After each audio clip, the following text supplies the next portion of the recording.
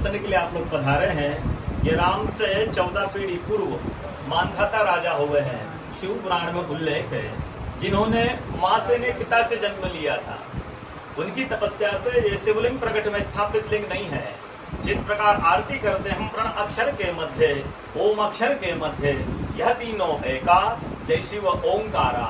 एक शिवलिंग पे ब्रह्मा विष्णु महेश निराकार धरती से प्रकट हुए हैं। इसलिए अखंड दीप यहाँ जल रहा प्राचीन समय से। एक ही दीपक में 3 बातियां जलती है, ब्रह्मा विष्णु महेश की। 12 ज्योतिर्लिंगों में शयन आरती होती, पूरे 12 ज्योतिर्लिंगों में शयन आरती होती है। लेकिन बाबा का विश्राम ओंकारेश्वर ज्योतिर्लिंग में है। उनके शयन के लिए झूला पन्ना चौपड़ पासे बिछाए जाते हैं।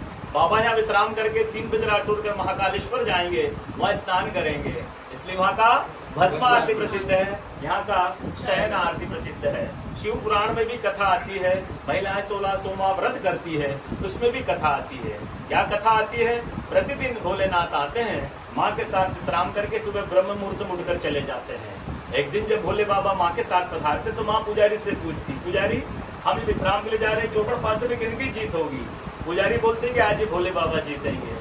ऐसा बोलकर पुजारी घर चले जाते हैं। भोले बाबा माँ विश्राम के लिए आ जाते हैं। सुबह ब्रह्म मुहूर्त में जैसे ही भोले बाबा माँ बाहर निकलते हैं, पुजारी द्वार पर रहते हैं। तो माँ पुजारी से पूछती, पुजारी कल मैंने आपसे पूछा था, हमें विश्राम के लिए जा रहे चौपड़ पासे में किनकी जीत होगी? आपने कहा भोले बाबा जीतेंगे। बोले भोले बाबा नहीं, मैं जीती हूँ। माँ ऐसा बोल करके उनको श्राप दे के चली जाती है। उनके तुरंत पश्चात अप्सराएं शिवलिंग पे जल चढ़ाने आती हैं। तब अप्सराएं पुजारी से पूछती, पुजारी अस्वस्थ क्यों हो गए? आप तो ठीक थे। फिर पुजारी बताते हैं, प्रतिदिन भोले बाबा माँ के साथ विश्राम के लिए आते थे, वो सुबह ब्रह्म मुहूर्त में चले जाते थे। कल भोले बाबा माँ के साथ पधारे, माँ ने मुझसे पूछ लिया, पुजारी हम विश्राम के लिए जा रहे चौपड़ पास में किनकी जीत होगी? मैंने कहा भोले बाबा जीतेंगे।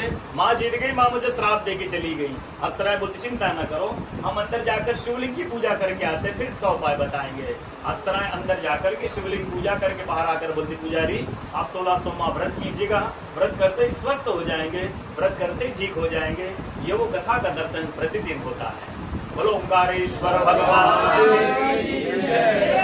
पूरे 12 ज्योतिर्लिंग में ओंकारेश्वर ही ऐसा ज्योतिर्लिंग है जिसके दर्शन के पश्चात कोई महानदी का दर्शन होता है, जिसके तट को छूकर कोई महानदी बह रही है। आप उज्जैन जाएंगे, छिपराजी दूर है। आप सोमनाथ जाएंगे, समुद्र है।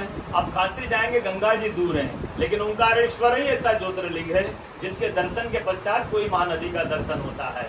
वो महानदी है रुद्रदेहाज विद्महे मेघलकन्याज धीमहि तन्नो नर्मदा प्रचोदयात्। भगवान शंकर के देह से पसीने के बूंद से निकली है माँ नर्मदा।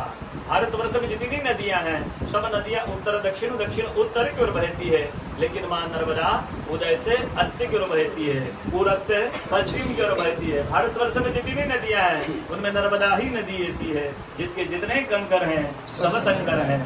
नर्मदा पुराण में ये भी कहा गया है कि नर्मदा जल के स्पर्श होने से जो शिवलिंग बनता है उसको डायरेक्ट ले जाके पूजा कीजिए, उनको प्रतिष्ठा की आवश्यकता नहीं है।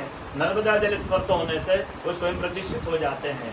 वहाँ के नर्मदा का जो शिवलिंग का महत्व है, अयोध्या में रामलला जी की जब स्थापना की गई थी उस समय नर्मदा का 2.5 फीट का नर्मदा का शिवलिंग राम जी के साथ अयोध्या में स्थापित किया गया था।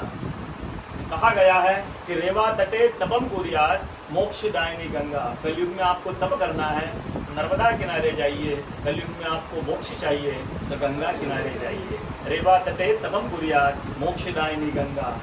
रेवा तट के जो एक संत का अनुभव बताता हूँ, तपस्वी संत का, जो वर्षों से नर्मदा किनारे रहे, नर्मदा जी का आराधना के, नर्मदा की तपस्या की। जब वो देखते हैं सुबह ब्रह्म मुहूर्त में एक कोई माई आती है और नर्मदा स्नान करके लौट जाती है।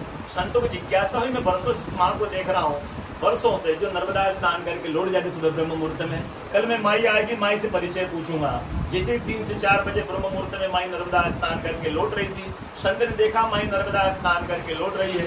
संत दौड़ते गए माँ को साष्टांग दंडवत प्रणाम करके पूछा है, माई मैं वर्षों से आपको देख रहा हूँ, जो नर्मदा स्नान करके लौट जाती है, माँ अपना परिचय दीजिए। तो माँ अपना परिचय देती है कि मैं गंगा हूँ, कलयुग में शुद्धिकरण के लिए नर्मदा स्नान करने के लिए आती हूँ।